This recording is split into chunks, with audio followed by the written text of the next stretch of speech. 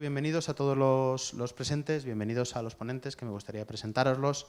Hoy además tenemos la suerte de por primera vez en este evento contar con ponentes internacionales. Como estaba puesto, las presentaciones van a ser en inglés. Si alguien tiene algún problema en algún momento dado, siempre puede parar y seguro que se puede hacer alguna traducción. Y luego el turno de preguntas y respuestas, como cada uno quiera. Si quiere hacer una pregunta, si la quiere hacer en inglés, se puede responder, se traducirá, la responderán directamente. Si la quiere hacer en castellano, se traducirá sin ningún tipo de problema, ¿vale? Para evitar que nadie se corte en hacer preguntas y en hacer debate solo por el tema del idioma. Bueno, quería presentaros sobre todo principalmente a Mike Ricci. Mike Ricci es vicepresidente de mobile en Webtrends desde hace unos meses. Lleva un montón de años en todo el mundo del mobile, como realizando campañas y haciendo métricas de mobile, y nos puede traer una experiencia internacional impresionante, que bueno, creo que tenemos una suerte tremenda de tenerle aquí con nosotros. A su derecha está sentado Ramon Azofra. Ramon Azofra es socio director de una agencia llamada iMove, Inspiring Move, nunca he sabido qué nombre preferís, que también es una persona que tiene muchísimos años de experiencia en toda la parte de marketing, trabaja para grandes marcas, especializados en todo el tema de social media y mobile, muchas estrategias de movilidad, y nos puede hablar un poco de algunas de las cosas que se están haciendo hoy en día en España, algunas de las estrategias y planteamientos más desde el punto de vista de marketing. Y por último, a la izquierda tenemos, se me ha ido el apellido de Mike, del otro Mike.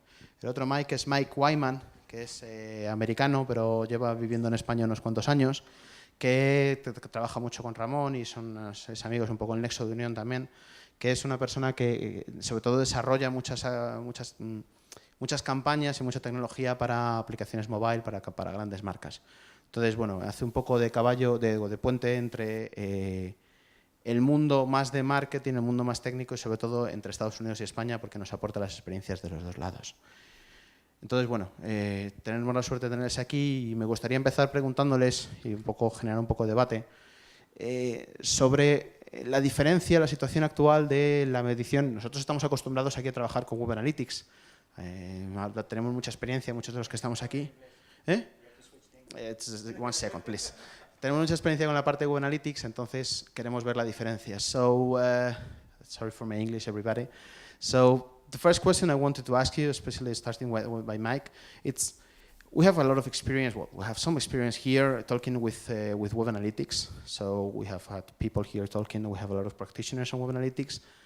We probably don't have so much on mobile analytics. So we wanted to ask you first, how do you see the differences, the main differences in the state of the art of the analytics point of view? You know, you work at Webtrends. Webtrends is one of the most important companies from the web analytics world. So from the mobile point of view, where do you see the main differences from the company point of view? So. Yes, so excellent question. To begin with, what we see is that with mobile, it's more difficult to measure the channel, and it's more difficult because if you begin to think about what we do in mobile, we have all kinds of different devices. Some of them are feature phones, some of them are smartphones. Smartphones, of course, are capable of accepting normal JavaScript cookies, but most feature phones aren't. So the whole task of tracking becomes more complex in the mobile world. But good providers are able to tackle both challenges. In our world, we have JavaScript tags that we use, and we allow our customers to track their sites and what have you, but we also have pixel-based solutions for mobile phones. So from a data collection standpoint, it's a little bit harder work. In terms of the nuances or the measurement points that we're tracking, the main differences are that we're talking about sessions and screen views and nomenclature like that, rather than traditional web nomenclature. So the primary differences when you look at mobile analytics are the references that we make in the platform and the nomenclature that we use to track mobile. And then likewise, the other difference is the data collection scheme and trying to cover all of these devices seamlessly. So that's the hard work. And Mike, from your point of view, it's, when you focus, when a company comes to you and or an agency comes to you and you want to create campaigns focused on mobile, what's the main difference between traditional marketing and the mobile one that you see that can make the point? I guess the main difference for me is that there are still two independent channels in a lot of ways. Although we talk about web on the mobile phones, we need to really think about reduced navigation experiences, reducing the amount of clicks that you have to be able to get to the prevalent information. And that's on the usability side. But I think the real main challenge is what Mike was alluding to, is the technological problems that we have to be able to support a good implementation. I'm much more of a person that lives on the web side of mobile. We build mobile web apps. We also do apps, but I much more believe that the revolution will finally be generated in the long term around web, open web. What we find in the SDKs on developing apps, it's a lot easier because it's a closed environment, so all you're doing is tying together SDKs and making things jump. So I personally think that the two challenges is mirroring the technology again with good usability. And Ramon, from more an agency marketing point of view, when you focus with clients, when you talk with your clients, how do you focus with them the idea of talking on a mobile campaign or a mixed campaign, working with mobile and more traditional web marketing? Okay, I think we can raise different conclusions when you think about users accessing that information, and what the agency guys think and what the client thinks. And in the sense that probably the applications revolution has driven adoption for many brands doing things in mobile that weren't doing in the past, where they didn't even think about the channel. If you think about a traditional, I would say this is like an oxymoron. It's like a traditional marketing, digital marketing agency, because there's traditional digital marketing agencies when they think about a campaign, someone in the team says, okay, let's think about an email marketing campaign. Someone says, you test every possible browser in a laptop, but you usually forget about the mobile channel. And someone says, hey, did you take a look to the statistics that says that 30% of our clients are accessing our content or our email campaigns through the mobile? And someone says, okay, yeah, let's adapt. Let's make sure it's going to be readable, usable in a mobile, at least in a smartphone. But then usually someone forgets that someone has to click there and go to a website that has to be also mobile ready. And you usually nowadays still find this situation where people is not adapting their mobile content to their content to a mobile channel from the digital agency point of view. Probably clients are the fastest in this race is the user. Second one are brands, and third one I would say are agencies, because agencies are even behind the clients when thinking about adapting mobile content and mastering the mobile channel as well. Cool. And Mike, when you work, when companies come to Webtrends and they say that they want to track everything that they're doing on mobile, where do they feel that there is the main pain point, the thing that they will love to know that they can't, or things that they would like to measure but they can't? Where do you see the things, even if they're not going to be possible to be fixed? Yeah, it's an excellent question, Daniel. And so the simple truth is that for many brands today, they continue to treat mobile as an experimental channel, and many aren't measuring. And that's a problem, and it's a problem because without measurement of these programs, whether they are web or apps or QR codes or any other mobile SMS, if we cannot measure what we're doing, we can't develop a good mobile strategy. We don't know who our consumer is. and we don't know how to prioritize resources. Are they app people, or are they people that we should reach via SMS? So without that data, it's impossible to inform it. The bigger brands that I work with, Coca-Cola, Microsoft, RIM, brands of that stature are very sophisticated in their mobile measurement. And for them, it's about taking that data and using it not just to inform strategy, but to evolve the user experience in application and on mobile site. In the same way that we do in the web. If you think about the web, that data is used not just to measure visitors coming across the site, it's used to inform the optimization of that site and serve specific ads and experiences. So that's where the big brands have evolved towards, and they've become very sophisticated that way. But the majority of people, again, are treating it as an experimental channel. And that's our primary problem today, Daniel. And there is any data that the companies come to you and say, hey, I want to know this, but it's impossible to know, or the state of the art of the technology is not possible to provide them yet? Or Yes, in fact, one of the big asks that we have today is our brands like Coca-Cola want to understand how their user is engaging across channels. And by that, I mean on the website, in social, in mobile, in via email, and what that behavior then infers about that individual. So the more that I can help them solve that, the better. In mobile, however, that's a challenge. And the challenge is sessionizing user history without getting authentication. In mobile, the behavior is anonymous. I don't know that it's Mike Wayman who's engaging. I know what his device identifier is.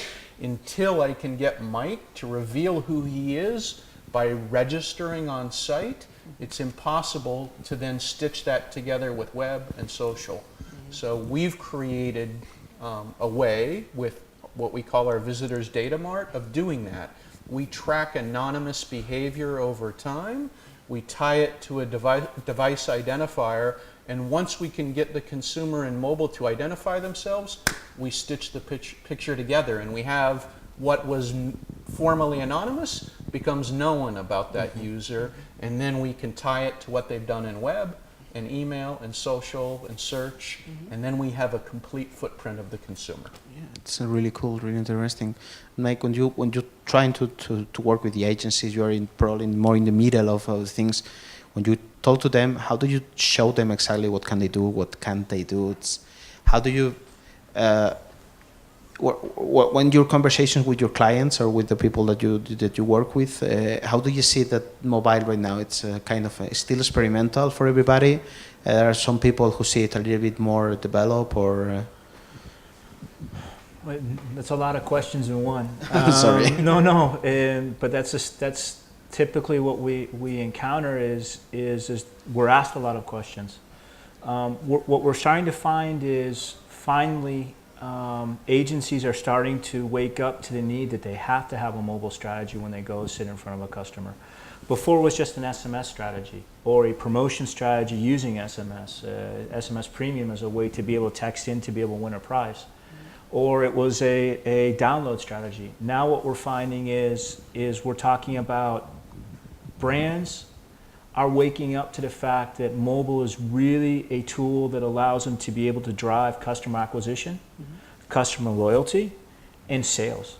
And so the hardest challenge that we have is just to get in front of the agencies and say, look, these tools that you see as a creative experiment aren't just for that. They're for driving sales, making people buy your product.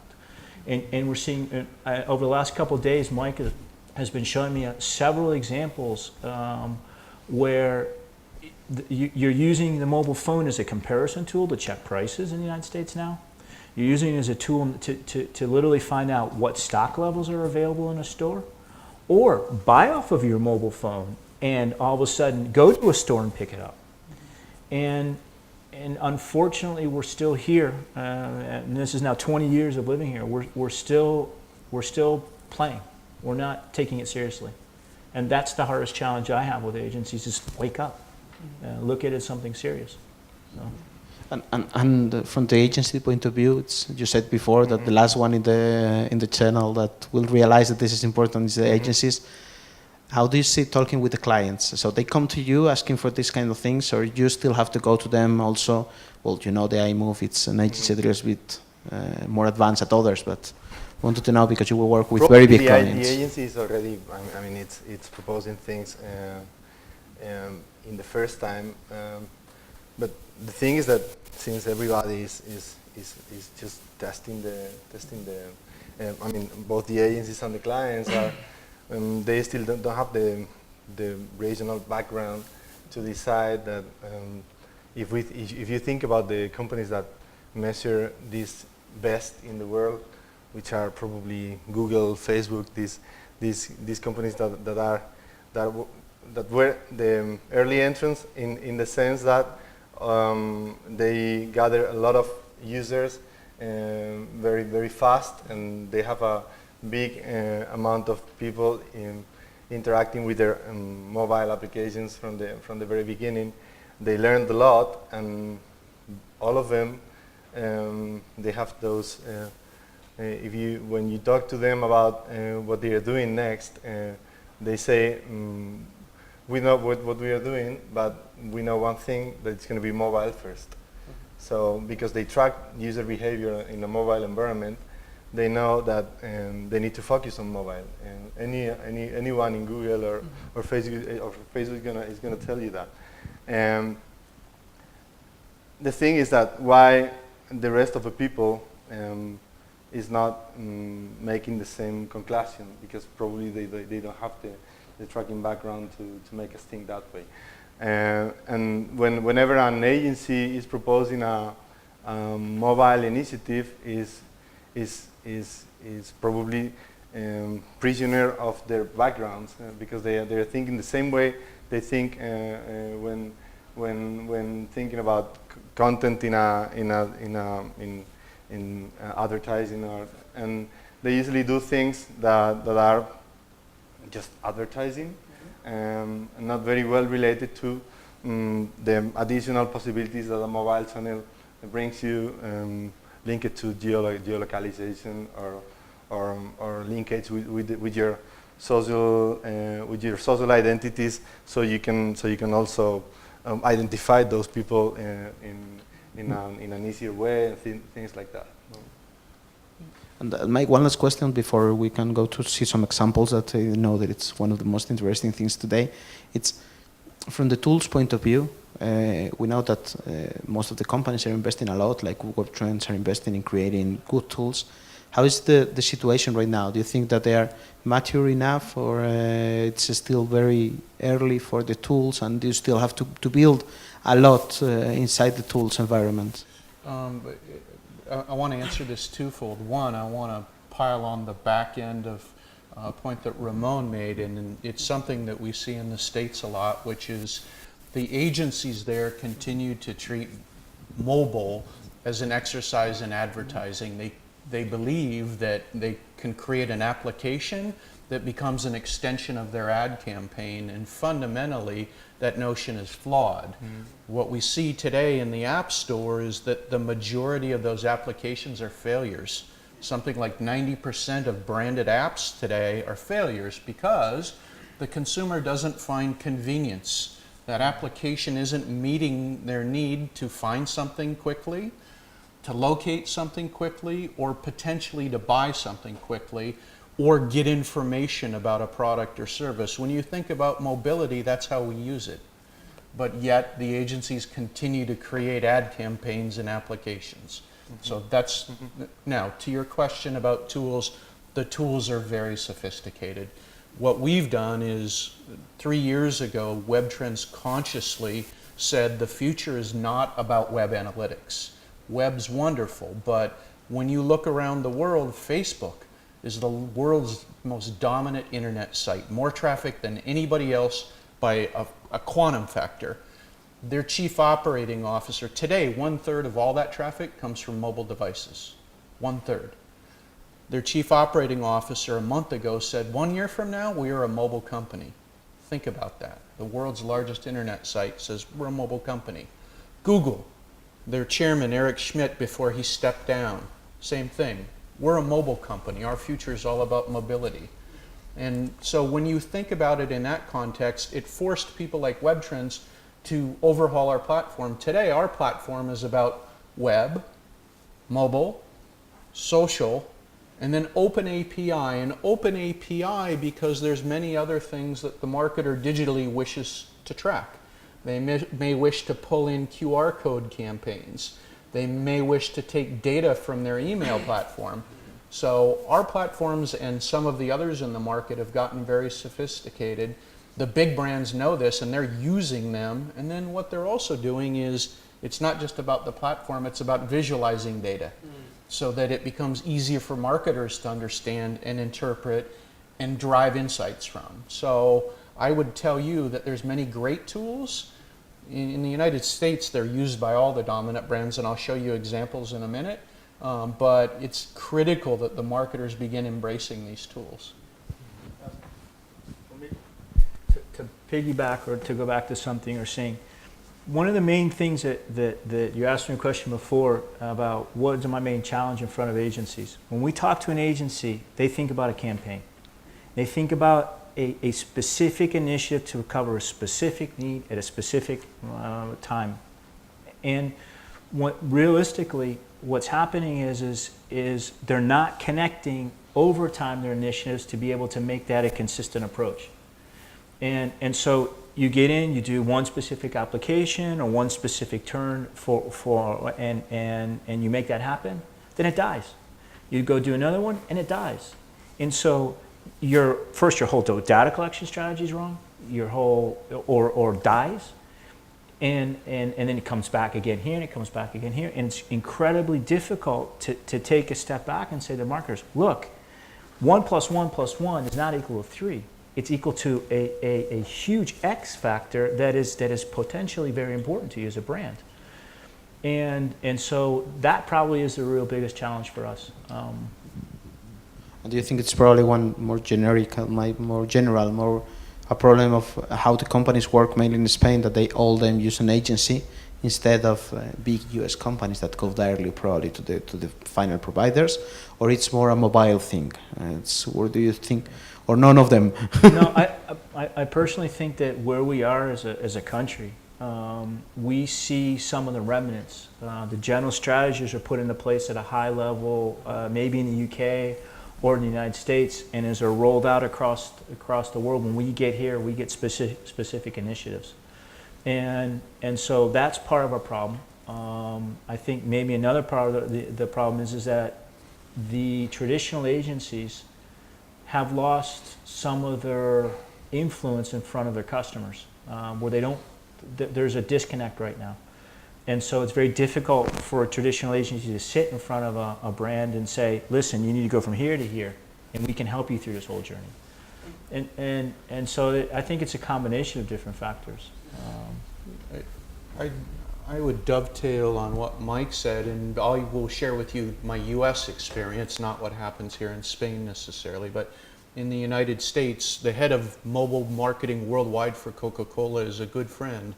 And Coca-Cola has probably 30 digital agencies that are partners that conduct social or mobile or web or email campaigns. And of their mobile partners, there's 8 of those agencies, they're digital agencies. And what Coca-Cola has found over time is those digital agencies don't really understand mobility. They understood web very well, but today they come to the table trying to understand mobile, but believing that the solution to everything is an application. When in fact, the solution may be a very focused cross-channel approach that begins with text messaging, includes mobile web because it's probably the next most important thing, may or may not include an application, but also pays off with ties to social. The socials merged in. The agencies are struggling to understand that, and part of the reason is that to acquire mobility experts, they went out and hired app developers, and that's their mobile expertise today. And that, Ramon, is probably one of the reasons that most of the most used application or more downloaded application are social applications and things like that. They are not branded applications. Which is also a fact that we usually don't look at. I mean, the thing is that most of the campaigns start with a communication need with the product to communicate with something, and most of the efforts are focused in that aim. And instead of thinking about who are we going to talk to, and think about how that people behave, in the sense of we usually say that you can't create a conversation out of nothing, and you need to join existing conversations. So let me raise an example that that is not in the case, because I checked before, which is an application that they did for the Vail Resort in Colorado, which is called Epic Mix. Epic Mix. That's right. That one is a way of adding excitement to an existing conversation when skiing during when being in a skiing resort. I mean, these people thought about how to connect that that experience to the social environment of the users of the resort, and they created an application. This is an application to allow them to track their performance, to get in touch with their friends that are in fact in the same resort, while them share the content that they can and their achievements during skiing. Everything is shared in their Facebook profiles and in their Twitter profiles as well.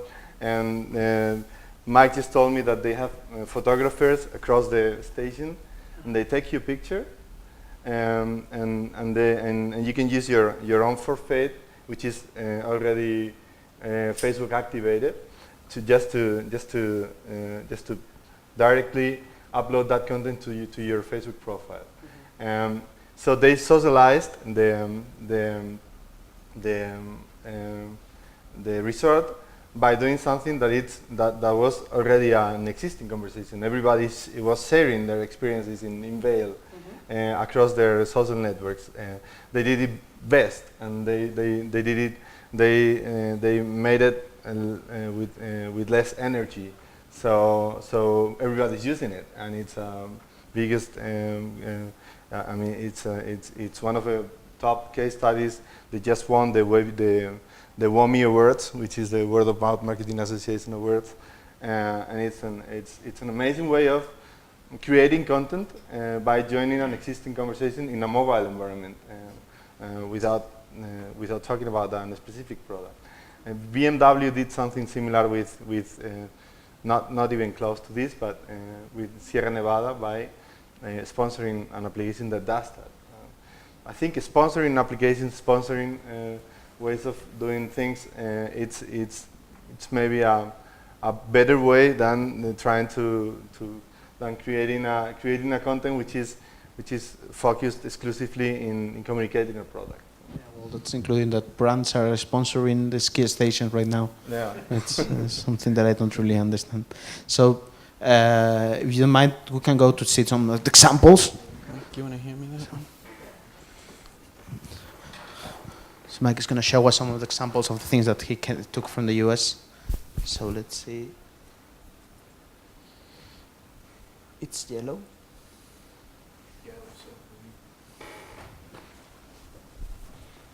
Now. Got it. Yeah. So these are some examples of some of the clients that we work with in the United States, and also some real interesting things that are taking place with mobility that we figured would be interesting to show. So the first one, whoops, how did we get there? It seems we're playing it as well. It's playing by itself. Hit pause. Okay, the first one is, we have a large retailer in the United States by the name of Target, and I doubt that Target is in Spain, but they're a discount retailer. And to give you some idea of how mobile has become a central part of what they do. To begin with, they looked at mobile as an exercise via text messaging. So they started giving their consumers the ability to text in and get coupons. What they found was those coupons had redemption rates of upwards of 60%. When you compare that to paper coupons, there was no question that mobile coupons were far more successful. So they were driving traffic in the store with SMS to begin with. That then led Target into the mobile web.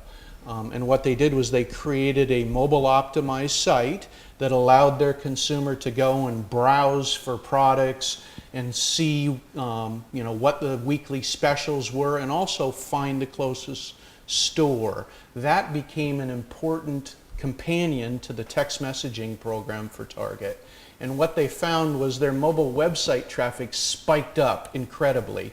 And by incredibly, today something like 20% of all of Target's site visits stem from mobile devices. And that started from nothing about a year ago. So they've seen a big surge onto the mobile site. They then created applications, and those applications are iPhone, Android, BlackBerry, and most recently an iPad application. The iPad application has facilitated shopping at home. What we know about the iPad is that consumers are now using this as a couch surfing appliance. They sit on their couch at home while watching TV and flip through the iPad, usually scanning and now buying things.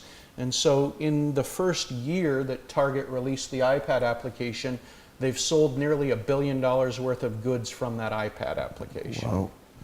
So by any measure, it's become very successful. The other things that they're doing that are cool with this iPad application is they try and drive traffic back to it by presenting a deal of the day. And the only way you can get the deal of the day is to go to the app, but that in turn drives people into the stores because it's a unique special deal. It also drives people into the application. And then they also allowed consumers to review things and comment on them, rate the kind of goods that are on that app and what have you, which stimulates interaction with the app. Target, their chief marketing officer, said that their future isn't about e-commerce, it's about mobile commerce. So that's how successful these programs are. The next one is another retailer in the United States by the name of Walmart. Walmart is a big discount chain that now operates worldwide. But what's interesting about Walmart is in the United States, Walmart appeals to the lower income, value-oriented consumer who isn't necessarily an iPhone or an iPad type of consumer. But what I'm showing you here is something that they introduced 2 weeks ago. They have caught on to the tablet revolution. They saw what Amazon's done with their applications, where last year Amazon did $2.5 billion worth of mobile commerce transactions from their apps. And they then brought that to the iPad. So Walmart believe that it now needs to be relevant with the iPad. Here, what you can do is shop online with your tablet, but pick up the goods at the closest store. So they've facilitated an at-home shopping experience with mobility. You can store receipts on your iPad. So if I bought things, I can store those receipts for later. For Walmart, this is a genius way of getting data about all of their consumers, their purchasing history, and then using that data to present specials back to the consumer. If I know Mike spends lots of time buying fashion, a certain kind of fashion, I may present him. How about mountain bikes? Mountain bikes. So this is Walmart, and again, their consumer isn't necessarily an application-oriented consumer, but they believe that this is their future. This is a cool program, and it's done by Diesel, which is a fashion brand, and I'll show you the video in a second. But it's a good example of what we're now seeing with what I'll call mobile and social convergence. In the United States, as well as here in Spain, Facebook has become a huge thing, and we have all kinds of people that spend half their life on Facebook. And they like to share things. They like to share things about fashions they like or entertainment acts or what have you. So Diesel started thinking about that, and they also started thinking about QR codes. And so what you'll see here in a minute is they've put QR codes in the store next to key fashion items that the consumer will shop for. The whole intention is that the consumer can come in store, scan that QR code, and instantly post it to Facebook saying that they like this fashion item.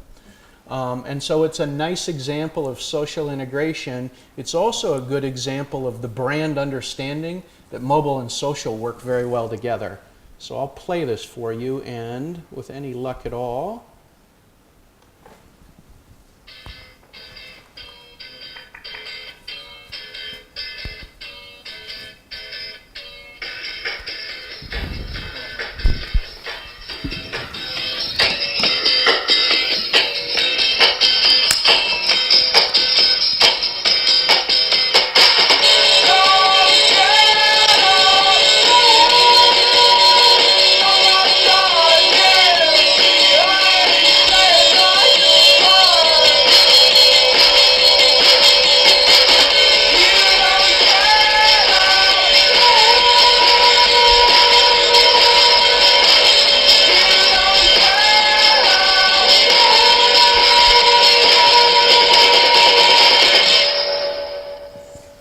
so the thing that I forgot about that, of course, is that besides liking it, the application allows the consumer to accessorize, so to match the right shirt with the right pants. And if you think about it, what they're doing is they're creating a better in-store experience for the consumer who may not be fashion forward like me, who does dumb things like wears tennis shoes with jeans.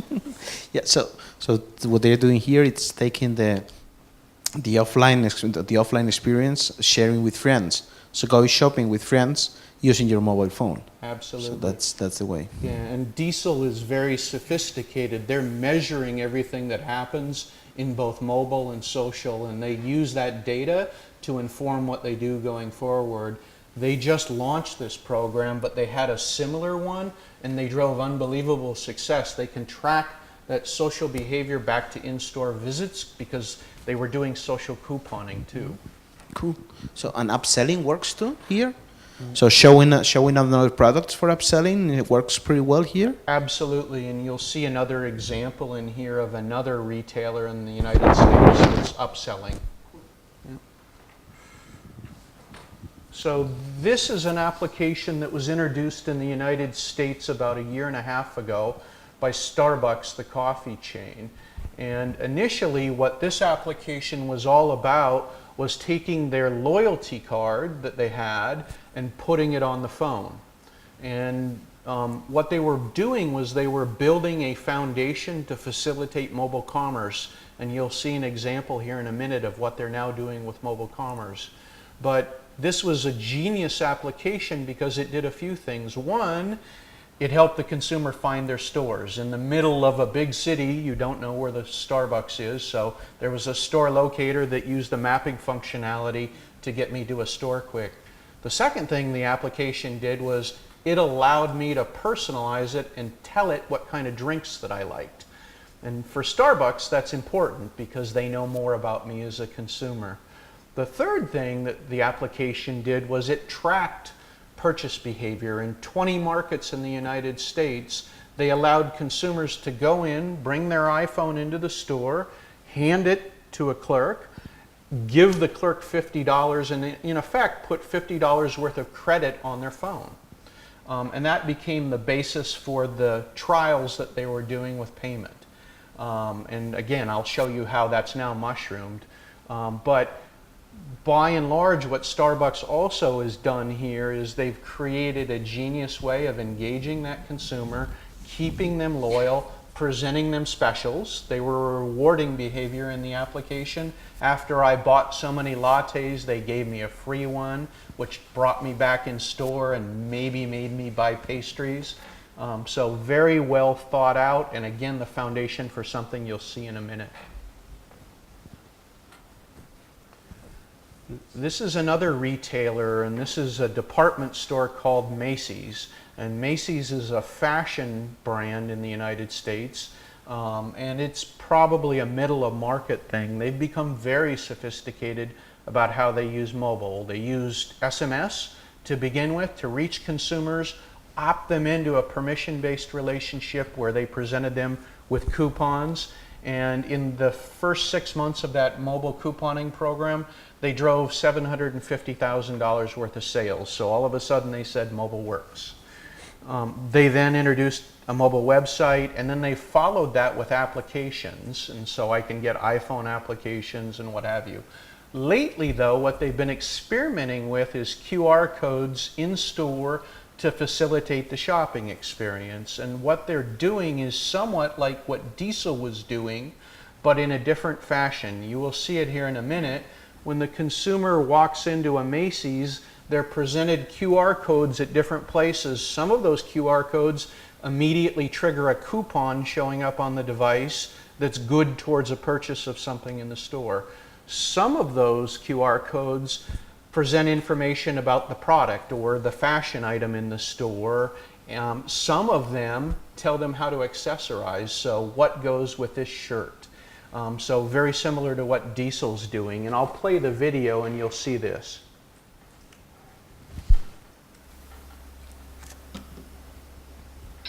For over 150 years, only one star has brought you the stars of fashion, beauty, and home. And now, we're bringing our designers right to your phone. Introducing Macy's Backstage Pass. Your chance to access fashion advice, beauty secrets, and insider tips. And any phone is your ticket backstage. Simply grab your phone, then find a Macy's Backstage Pass. Use your QR reader to scan the star, unlocking exclusive videos. Stephanie's wearing it in black denim, all sorts of detail and trim. It is the piece for spring. No QR reader? Just text READER to Macy's to download one. And anyone can participate by texting the keyword beside each Backstage Pass to Macy's. Find your magic on your phone with the Macy's Backstage Pass. That's the magic of Macy's. So think about it again. We have text messaging working to download the Reader app, right? So text is present in the program. We have mobile video, and the video's purpose is to replace the shopping assistant in the store. They don't have enough clerks to help fashion-challenged people like me match the right things. So they present a video to explain why this is a hot item and other things that I might wear with it and what have you. So again, they're thinking about how mobility assists the shopping exercise. This is brand new, and they just rolled it out 2 weeks ago. We'll see how it performs, but to date, Macy's has done almost $1 billion worth of mobile transactions, so it's working. And then I talked about Starbucks earlier. When they introduced the app, the intention was to bring payment to the phone. This is a big trend in the United States, and we're beginning to see it mushroom. Eventually, we'll see what happens. We'll follow in the United States what's already taken place in Asia. In Asia, if you're familiar with the market in Japan and Korea, consumers have NFC or near-field communications chips embedded in their handsets. And the handset has become a credit card. When the consumer goes to the store, they swipe their phone and it pays for groceries or fashion items or tickets or whatever they wish to buy. This trend is starting to pick up steam in the United States. Starbucks is starting to lead the way. They're not using NFC chips in the handsets, but what they are using is that application. So each application has a unique QR code matched to the consumer, tied to a credit card. It facilitates mobile commerce. In the United States now, the consumer can enter Starbucks, pay for anything they want with their phone, and again, it's tied to a credit card on the back end, but that's what this is about.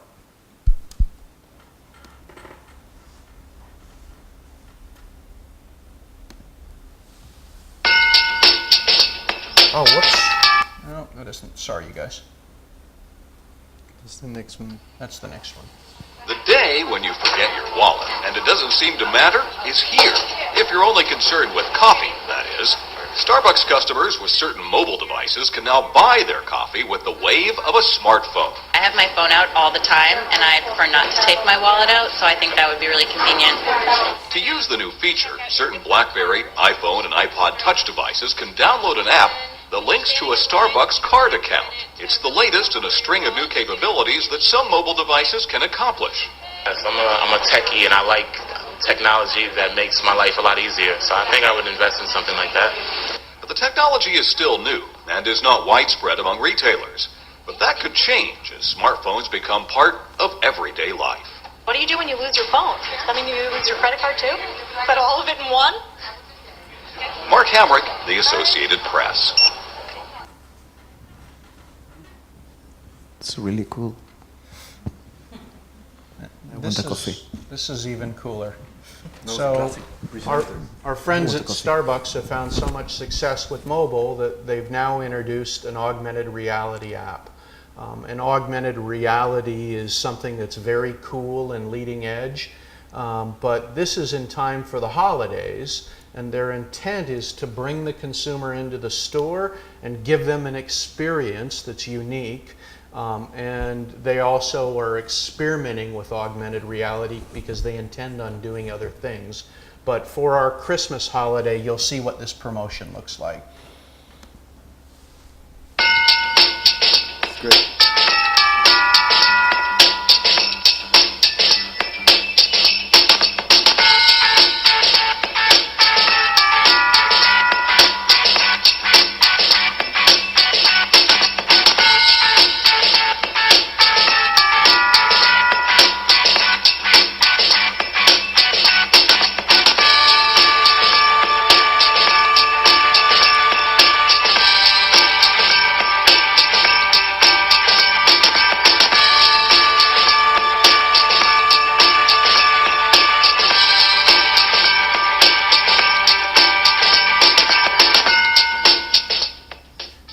So back to the point that we made earlier about mobile and social converging, if you noticed at the back of that promotion, it's all about sharing socially, sharing on Twitter, sharing on Facebook, sharing with friends. So the brand not only comes to life in store, but I'm able to virally share it. Yeah, because in most of the other applications we have seen, the final measure, it's sales. So they sell more, so if they sell more, it's great. But this one, it's a little bit more difficult to provide more sales. Yeah. Christmas campaigns are usually the same. That's right, Daniel. Yeah, this one, though, is about something else for Starbucks. In the United States, we have an app that we call Yelp, and I don't know whether Yelp is in Spain yet, but they've produced an augmented reality app, and Yelp is about finding what's in my proximity, restaurants, entertainment, or things like that. Their application with augmented reality, I can hold it up and I can rotate it and it tells me what restaurants are around me. I can click on them, I can see their menu, I can see consumer reviews of it. But what Starbucks is going to do is the same thing. This will be their store locator in the future. When I'm looking to find a Starbucks, I'll rotate the device, I found it, I click on it, it triggers a mapping session, and it gives me voice-assisted directions to the store. Yeah, and that's when you can measure exactly Yes. if you're getting sales. Absolutely. Yeah. And the last one I'll share with you is also a holiday promotion, and it's being done by JCPenney, which is another retailer, and that'll be the last example. Oh, whoops, that isn't what we wanted. Nope. There we go. There we go. This is more.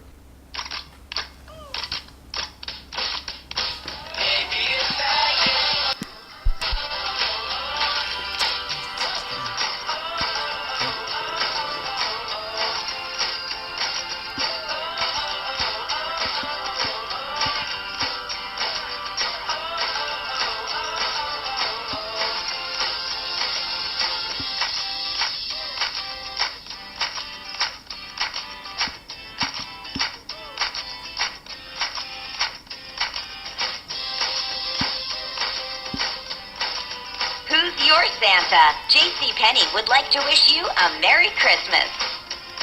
Hey, John. It's Jen. Merry Christmas.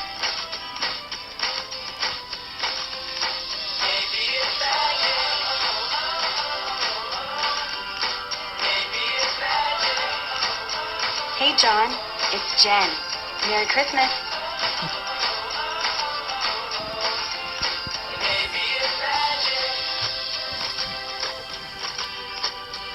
So again, mobile and social seamlessly merging together in a way that the user generates their own content, personalizes a message that shows up on the phone. It's a branding campaign, very measurable. Every QR scan is measurable, every download is measurable. And JCPenney is another one of our clients. They've seen great success in the mobile channel, and trust me, they measure everything that they do. Cool. Well, before we go to the question, thanks for showing us. This is amazing examples. And one last question I have in my mind, it's most of the companies we have seen here and all the examples that you may have in your head, do the companies measure mainly sales, or they go more to typical marketing measures like social engagement and things like that? That's an excellent question. And for most marketers, it's about measuring engagement and conversion. Conversion can take many forms. So I want to measure the engagement of my application, of my site, of whatever program that I do, right? And I want to measure it because it allows me to evolve that experience, make it better, generate more downloads and what have you. But as well, on the site, in the application, I can create conversion events. Those conversion events don't have to be the consumer purchasing things. It may be a video view, and for some brands, that video view has the same value as a brand impression created on TV. We can create equivalency, if you will, and then what we can do is measure payback. So it's about measuring engagement, it's about measuring conversion at its simplest level. And then it's about getting more sophisticated and learning how to use the mobile device to sell things. And those are very measurable transactions, be they via mobile coupon, be they via QR codes that are embedded in the application. Those are all things that the retailer can very readily measure. Thank you very much. It's been amazing examples. Now, let me switch to Spanish. Abrimos un turno de preguntas para el que quiera hacerlas. Recordad que no hay ningún tipo de problema en hacerla en castellano, no todo el mundo se atreve a hacerla en inglés, aunque lo hable perfectamente. Entonces, si tenéis preguntas, algo por el estilo, alguna cosa en concreto. ¿No? Un segundo, acercar con el micro, mucho más fácil. First, congratulations for your presentation. I think it's a very good one. Thank you. And second, I will try to make you the question in English, but perhaps I need some help. I only want to know one thing. NFC, I think, is a very good thing for the mobile, for the improve the campaigns in mobile marketing. And you explained to us wallet service about Google is now in testing, and a lot of proofs in USA. How change this technology the use of mobile? I explained to you, I made some action with Bluetooth campaigns, proximity campaigns, but it was very bad results because the people here in Spain doesn't switch on don't switch on the Bluetooth, or because the technology is not very good. But I think near communication, file communication, improve this problem, and also give open the field of actuation in the way to improve marketing strategies in the shops, in the stores, wherever. No, what is your opinion about this new technology? Yeah, they're all very important technologies, and we're excited in the United States about the future of NFC, but I stress future because today the reality is there are few, if any, handsets that have NFC chips embedded in them. Google has now introduced their new Nexus handset. It's got a chip in it. Apple, when they introduced the new iPhone, was rumored to be putting one in, but didn't for the time being. So when you think about NFC, think about it as a technology, at least in the United States, that's 2 years away. For that reason, Google has introduced Wallet, and Wallet allows a consumer to go in and tie their credit card to transactions. I believe Google Wallet's going to be important because what it's going to do... As in the case of Starbucks application. Absolutely, yeah. It's going to create a payment mechanism. And so mobile is going to be a vital purchasing element going forward. Today in my market in the United States, the consumers are preparing to go shop for Christmas the day after our Thanksgiving. So this Friday, they hit the stores en masse. What we know from last year was that 76% of all American consumers went to the store with their phone in hand. And that phone they used to do comparative shopping and price checks and all kinds of other things. What the retailers want is they don't want that consumer to ever leave the store. They don't want them to buy it on Amazon. They want them to buy it there. NFC will allow that, and so too will some of these shopping technologies that we're seeing, right? So I think it's very important, but I would stress that NFC, 2 years away, Google Wallet, very good interim solution, and it's going to be interesting to see how it rolls out and how it's embraced. One of my brands, Coca-Cola, is involved in the Google Wallet trial, and for them, they're paying very close attention because today, Coca-Cola allows consumers to text message some of their vending machines and get a Coke. And what they want to be able to do is enable the consumer to walk up and swipe their phone with NFC or Google Wallet and buy that same Coca-Cola. So it's still future, but it's vital, and it's ultimately the role that mobile will play. Like in Japan, it will be a credit card. I saw a project about NFC where the microchip was in different products, and a blind man with a mobile phone when they put near the mobile in the product, the mobile said it's tomatoes, it's donuts, it's whatever. This is an application for blind people, and I think this is one small thing. The field is very open to work in this way. No? Yeah, well, I'm excited, as you can tell, about the future of mobility because of these examples, but also because of the other things that it's being used to do. I shared this example with Michael. I was at a Mobile Marketing Association event in Los Angeles where I spoke last week. And if anyone remembers the rock band Kiss, their lead guitarist was a guy named Gene Simmons. Mm-hmm. Gene was there to talk about a new technology, which is principally going to be a social networking technology that allows instantaneous translation of languages. And so if you think about mobile being used in that fashion, I can communicate with people around the world instantly with this device that sits in my hand.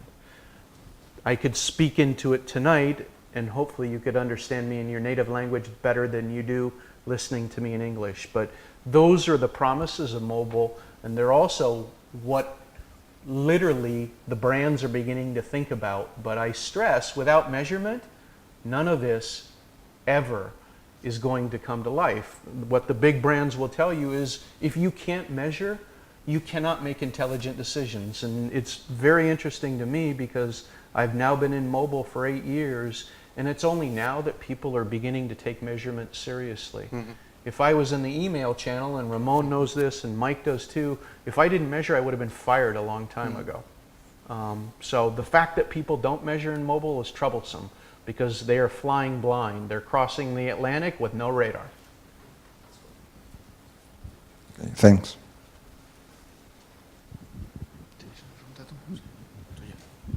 Hello, I try to speak in English. Maybe it's better for me. Well, I know QR codes and the barcodes. I have all the products have barcodes. I have a website for wines here in Spain. Is the fifth big one, and all the wines have the barcodes. I don't know why nobody use the barcodes, not the QR codes. I think it's the same.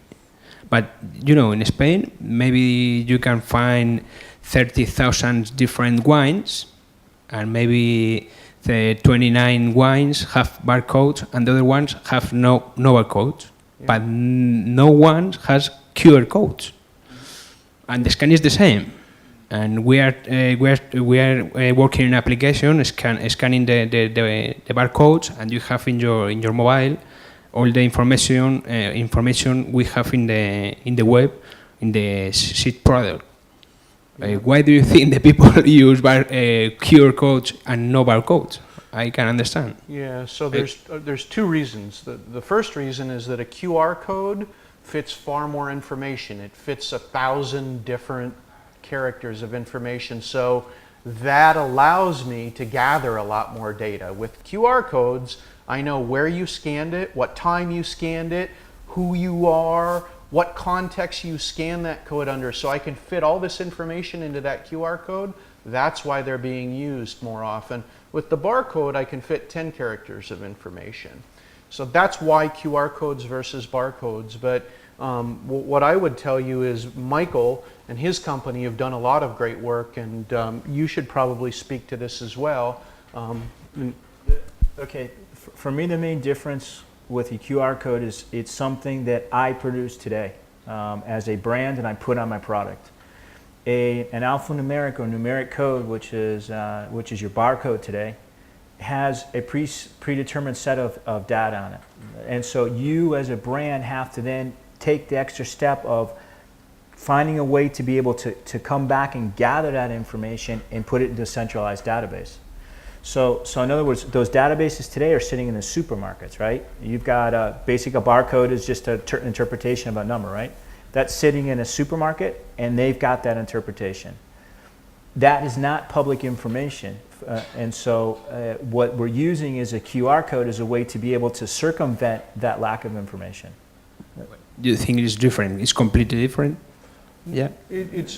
There's advantages to QR codes, and that's why people are going that way now. And again, it just gives you more information, greater information about the consumer. The big mystery in mobile is who this consumer is because of privacy regulations. But with certain QR codes, I even know who the consumer is because certain of those readers are tied to carriers who can provide me that information. Thank you.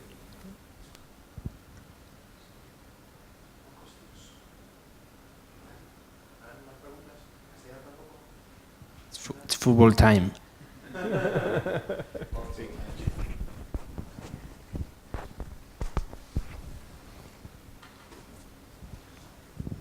So no more questions from the public. I have a few thousand questions, but I think I will have them later. Allowing you a year, and then I can have a few questions more. Well, thank you very much, the three of you, for coming here. It has been an amazing experience. It's been a longer trip for him. So yeah, well, anyway, thank you specifically to you because you came from the other side of the world. I don't know you, but I've learned a lot. And it's a little bit, it's contagious excitement that you have about this world. And it will be great to see how it develops in the next years. So we'll see you there. Y a todos los demás, muchas gracias por haber venido. Habíamos estado en familia. Gracias.